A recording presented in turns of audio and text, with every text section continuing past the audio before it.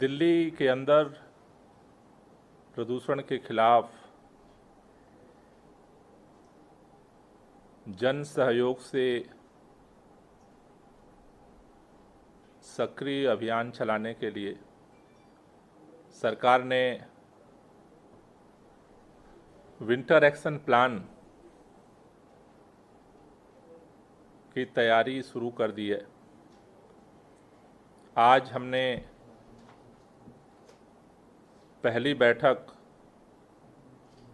पर्यावरण विभाग, DPCC, development department, forest department के उच्च अधिकारियों के साथ की है, जिसमें मुख्य तौर पर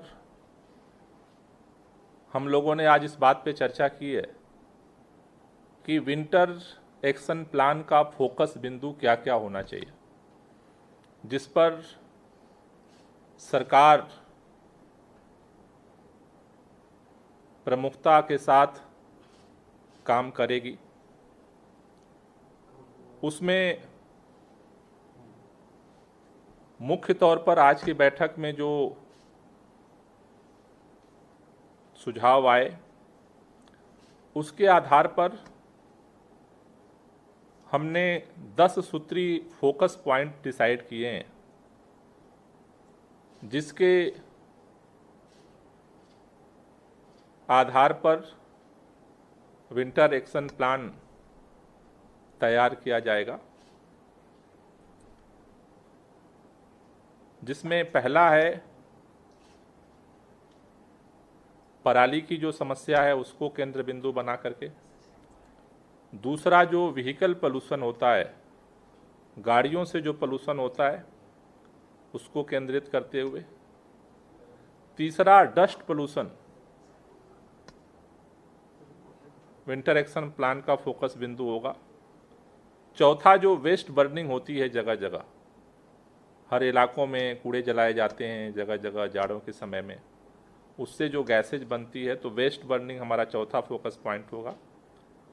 पांचवा हॉट स्पॉट, दिल्ली के अंदर वो इलाके जो सबसे ज़्यादा जहाँ पे लोगों को पोल्यूशन का शिकार होना पड़ता है, तो पांचवा जो हमारा फोकस पॉइंट होगा वो हॉट स्पॉट होंगे। छठा, दिल्ली के अंदर स्मॉग टावर बन के तैयार हो चुके हैं, तो वो हमारे स्टडी का एक मुख्य पॉइंट रहेगा, क्योंकि उसके लिए हम एक्सपर्ट्स की एक कमेटी बनाने जा रहे हैं, जिसके आधार पर फिर हम आगे इसको मल्टीप्लाई कर सकें। सातवां जो हमारा फोकस पॉइंट होगा कि जो नेबरिंग स्टेट हैं उनके साथ डायलॉग स्थापित करना, उनके साथ बातचीत स्थापित करना, जिससे कि एक जॉइंट वर्क हो पाए।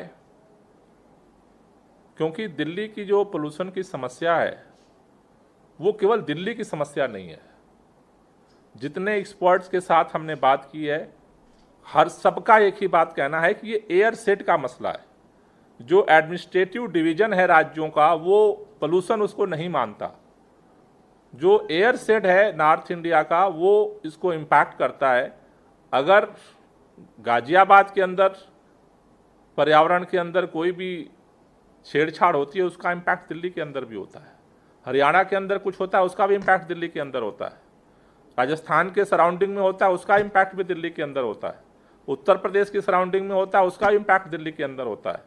तो इसलिए हमने एक फोकस पॉइंट जो सातवां हमने बनाया है कि राज्यों के साथ संवाद, हम अधिकारियों की एक टीम बनाएंगे कि जो उनसे संवाद करके क्या जितना हम पुश कर सकते हैं उसको करेंगे।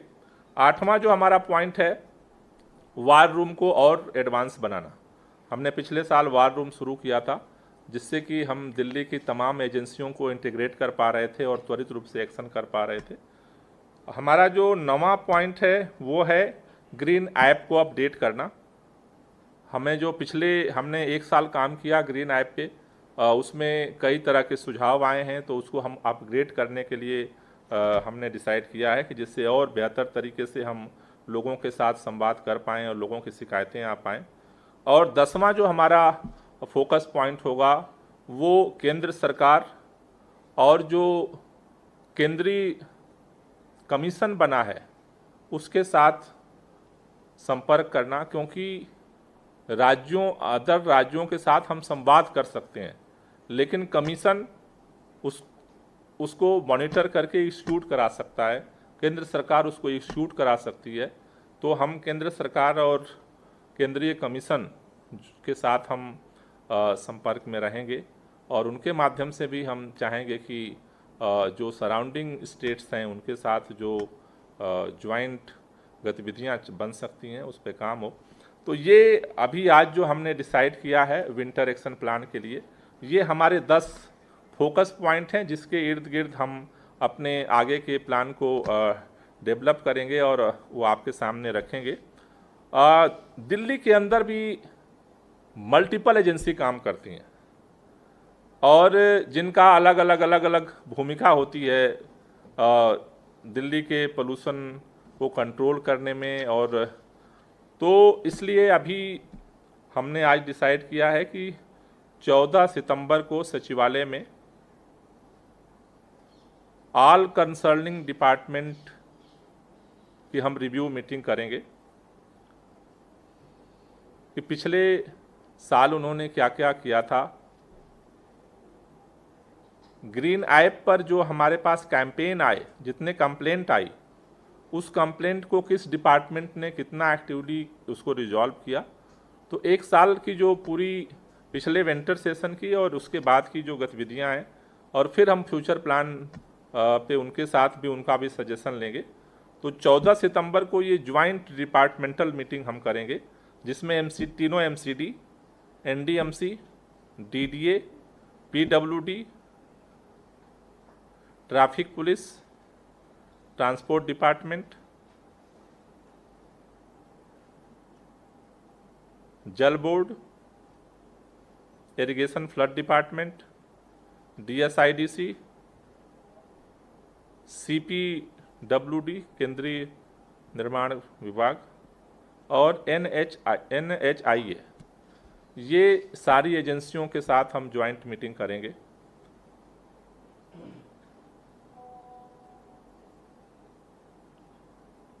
और विंटर एक्शन प्लान के लिए उनके सजेशंस को भी हम लेंगे।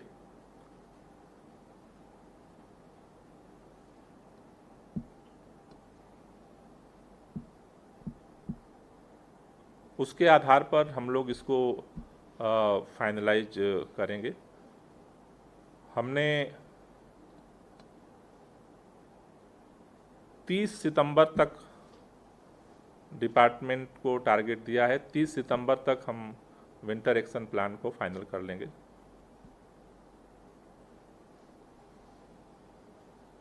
और उस विंटर एक्शन प्लान के आधार पर फिर सरकार जो है अपने अभियान को शुरू करेगी।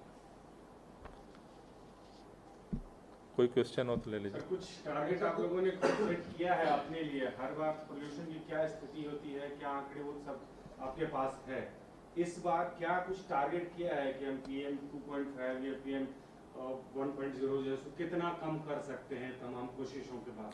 देखिए, अभी जो पिछले दिनों दिल्ली सरकार ने पोल्यूशन के खिलाफ कार्रवाई की, उसमें लगभग 25% जो अलग अलग एजेंसियों ने बाद में चूँकि आकलन करके जो रिपोर्ट दी थी, तो अराउंड 25% पोल्यूशन लेवल डाउन गया था।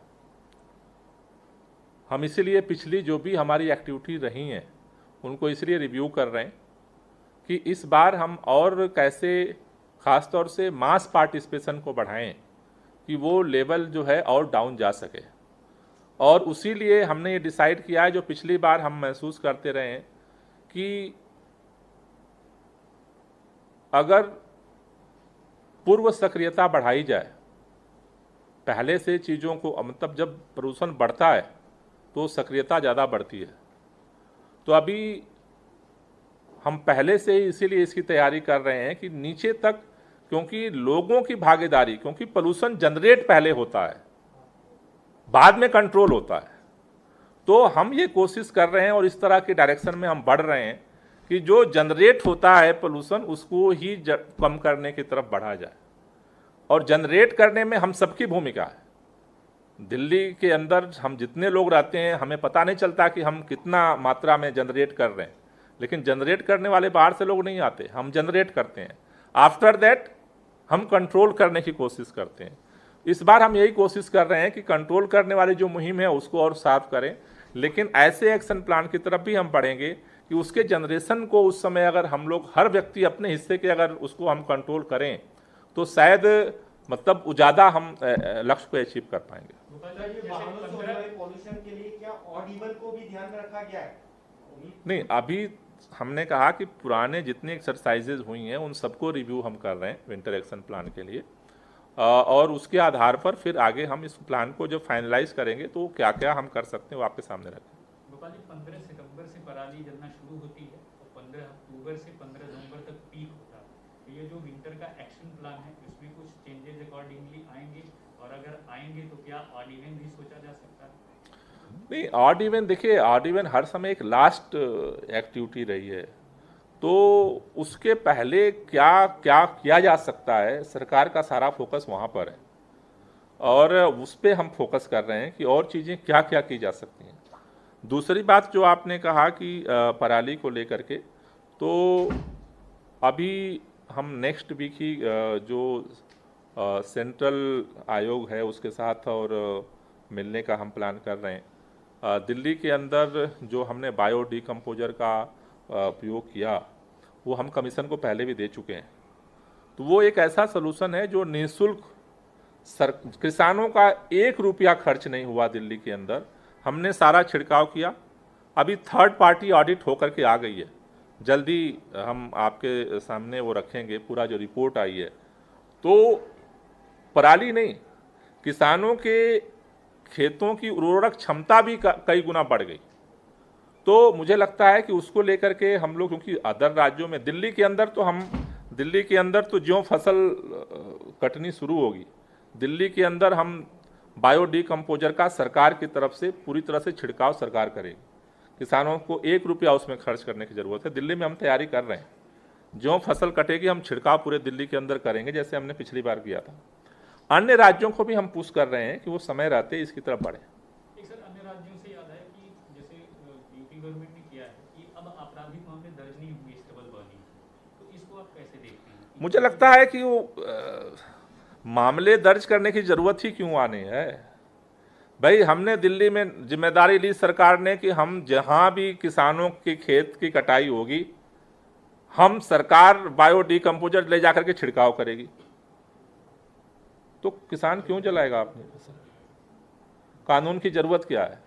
आप जब उसका समाधान नहीं प्रस्तुत कर पा रहे हो तब तो आप उसको कानून में फंसाने की कोशिश कर रहे हो, उसकी जरूरत नहीं है। मुझे लगता है राइट डायरेक्शन में सभी सरकारों को सोचने की जरूरत है। सरकार सक्षम है, जो इसमें खर्चा है बहुत कम खर्चा है, सरकार इसको कर सकती है। ना तो उसकी मुकदमे चलाने की जरूरत है, ना तो कानून बनाने की जरूरत है। हमें लगता है कि प्रोएक्टिव हमें पहल करने की जरूरत है। जो सरकारें अगर करें तो इस साल उसको, पिछली साल कई सरकारों ने जब हमने किया तो कई सरकारों ने कहा कि भाई अब तो लेट हो गया, हम लोग नहीं कर सकते। इसीलिए हमने कमीशन को भी उसके बाद रिपोर्ट सरकार की तरफ से हमने बाकायदे ऑफिशियली सबमिट की थी कि अन्य राज्यों के साथ इस पर डिस्कस किया था। पंजाब और हरियाणा के अधिकारियों को बुला करके हमने कहा कि आप आकर के देखो कैसे हुआ है। उन्होंने आके विजिट किया हुआ है। तो मुझे लगता है कि अब इच्छा शक्ति की बात है, कानून की बात नहीं है। कानून से इसका समाधान नहीं होगा, सरकारों की पहल से समाधान होगा। किसानों को अगर समाधान मिलेगा तो उनको कोई चीज़ करने की जरूरत, किसानों को तो फायदा है। किसान इस बार तो, पिछली बार नई बात थी, इस बार तो लोग अभी से फ़ोन कर रहे हैं, सर हमारे खेत में भी करा देना, वो पड़ोसी वाले का ना इस बार फसल ज़्यादा अच्छी हुई है। तो मुझे लगता है कि प्रोएक्टिवली अगर काम किया जाए तो इसका समाधान हो सकता है। सर, आपने स्मोक टावर की बात कही, अभी केंद्र सरकार ने भी स्मोक टावर का उद्घाटन किया है। उसमें कहा गया कि दिल्ली का पहला फंक्शनल स्मोक टावर है। आप लोगों की तरफ से जो किया गया था उसमें कहा गया दिल्ली का पहला टावर है। तो तो अभी से नहीं लगता कि ये विवाद का रूप लेता जा रहा है? नहीं, कोई विवाद नहीं है। मेरे ख्याल से फंक्शनल हो गया तो और अच्छी बात है। अभी प्रैक्टिकली जो हमने डिसाइड किया था, हमने तब भी आपको बताया था कि अभी बारिश का समय चल रहा है, बारिश खत्म होने के बाद हम उसे फुल कैपेसिटी पे शुरू करेंगे। हमने ऑलरेडी उसको रोक रखा है। अभी वो चालू नहीं है। नहीं, अभी वो चालू है लेकिन फुल कैपेसिटी पे चालू नहीं है। मतलब चालू हो जाता है लेकिन अभी जो बारिश के समय में कोई आकलन नहीं आ सकता है। तो जो विशेषज्ञों का सलाह थी कि बारिश खत्म होने के बाद फुल कैपेसिटी पे हम उसे स्टार्ट करेंगे और 1 महीने में हम एक प्राइमरी रिपोर्ट लेंगे एंड सेकेंड एक साल के अंदर एक पूरी रिपोर्ट आ पाएगी, जिसके आधार पर सरकार ये निर्णय लेगी कि और जगहों पर हम कहाँ कहाँ लगा सकते हैं। तो मेरे ख्याल से उसमें ज़्यादा वो चीज़ नहीं है, अंतर नहीं है। फंक्शनल अगर तो करना ही है, सबको करना है। Okay, thank you.